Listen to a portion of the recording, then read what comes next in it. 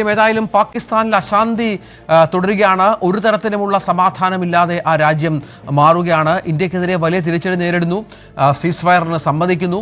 ഏറ്റവും ഒടുവിൽ അവിടുത്തെ പ്രതിപക്ഷ നേതാവിൻ്റെ ജീവന് പോലും ആശങ്കയുണ്ടാക്കത്തക്ക വിധത്തിലുള്ള സംഭവവികാസങ്ങൾ അവിടെ ഉണ്ടാകുന്നു എന്നുള്ളതാണ്. ഇന്നലെ രാത്രി വെടിനിർത്തൽ നിലവിൽ വന്ന ശേഷവും കനത്ത ജാഗ്രതയിലാണ് അതിർത്തി. അമൃത്സറിലെ ബ്ലാക്ക് ഔട്ട് അവസാനിച്ചുവെങ്കിലും റെഡ് അലേർട്ട് പ്രഖ്യാപിച്ചിട്ടുണ്ട്. ജനങ്ങളോട് പുറത്തിറങ്ങരുതെന്നാണ് നിർദ്ദേശം. റെഡ് അലേർട്ട് മുന്നറിയിപ്പുമായി അല്പം മുമ്പ് സൈറനുകളും മുഴങ്ങി. ജനങ്ങളുടെ സൗകര്യാർത്ഥമാണ് ബ്ലാക്ക് ഔട്ട് പിൻവലിച്ചതെന്നും ജനങ്ങൾ വീടുകളിൽ ജനലുകൾക്ക് നിൽക്കരുതെന്നും കർശനമായ നിർദ്ദേശങ്ങൾ പാലിക്കണമെന്നും അമൃത്സർ ഡെപ്യൂട്ടി കമ്മീഷണർ അറിയിച്ചു. സൈത്ത് വിവരങ്ങളുമായി ചേരുകയാണ്. സൈത്ത്, തുടർച്ചയായി ഡ്രോൺ പ്രയോഗമുണ്ടായിരുന്നു. ഏറ്റവും ഒടുവിൽ ഇന്നലെ രാത്രി 10 രണ്ടാമതും വെടിനിർത്തൽ പ്രഖ്യാപിക്കുന്ന പശ്ചാത്തലം ഉണ്ടാകുന്നു. പക്ഷെ അപ്പോഴും സ്ഥിതിഗതികൾ പൂർണ്ണമായും സമാധാനപൂർണ്ണമാണ് എന്ന് പറയാറായിട്ടില്ലല്ലോ. ഒരിക്കലുമില്ല.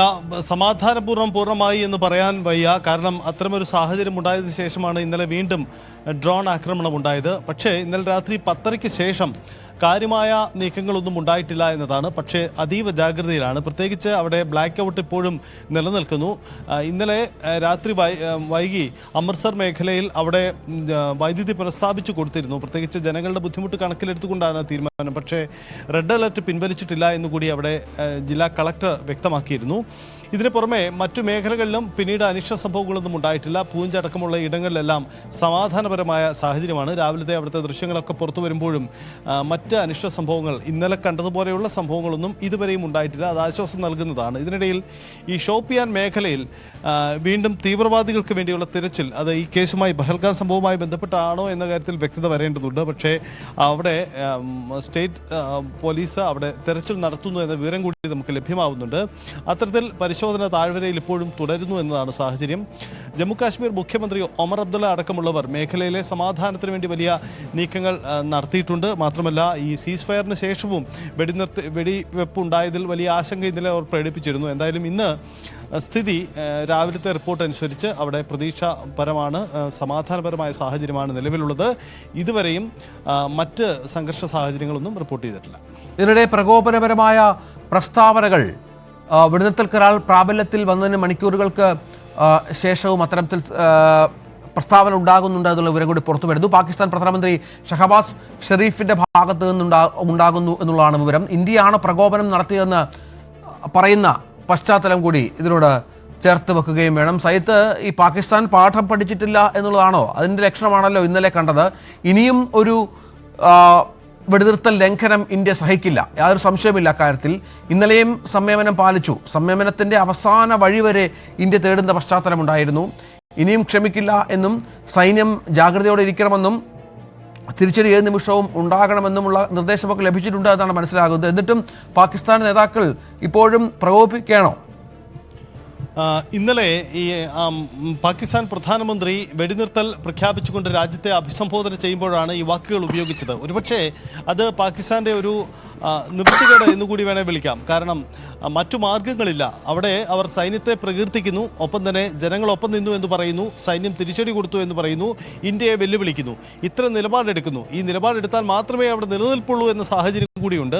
പക്ഷേ അത് പ്രകോപനപരമാണ് എന്ന് വസ്തുതയാണ്. പ്രധാനമായും ഈ പ്രകോപനപരമായ പ്രസ്താവനയിൽ ഇന്ത്യക്കെതിരായ നീക്കങ്ങൾ കൂടി ഉണ്ടായിട്ടുണ്ട് എന്നതാണ് പ്രധാനപ്പെട്ട കാര്യം. അതായത് ഇന്ത്യയാണ് ആദ്യം പ്രകോപനം നടത്തിയത്.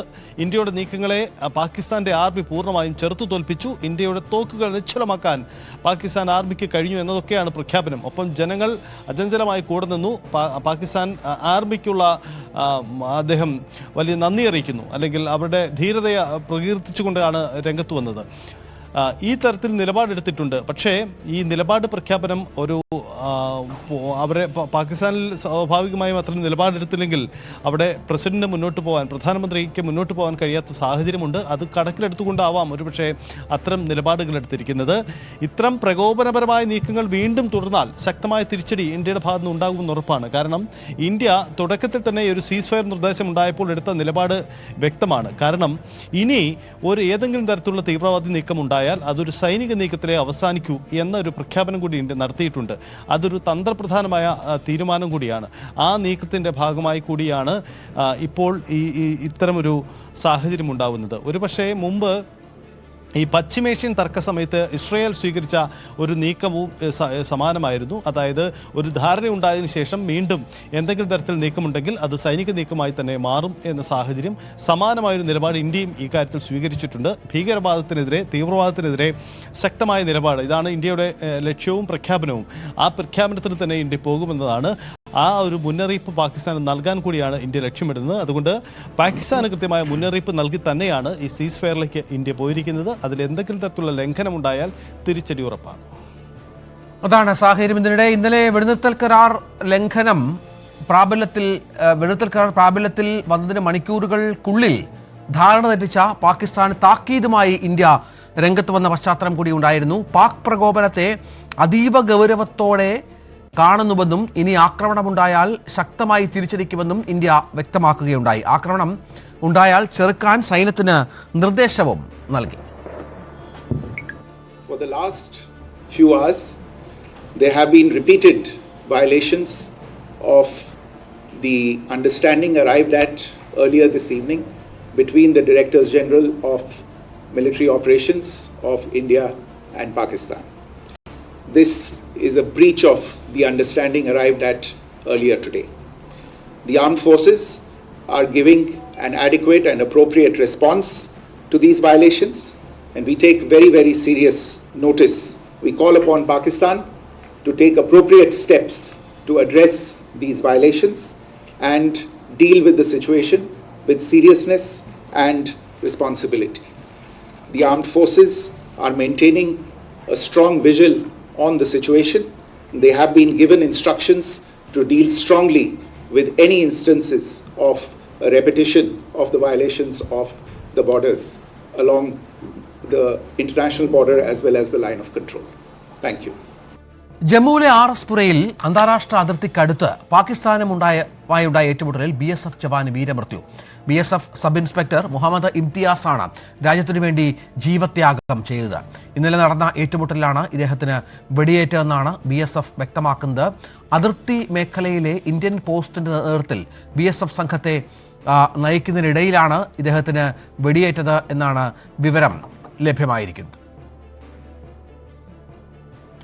ഭീകരതയ്ക്കൊപ്പം ഇന്ത്യയെ വർഗീയ വിഭജനത്തിലേക്ക് തള്ളിവിടാനുള്ള ശ്രമങ്ങൾ കൂടി ഉൾച്ചേർന്നതായിരുന്നു പഹൽഗാം ഭീകരാക്രമണം.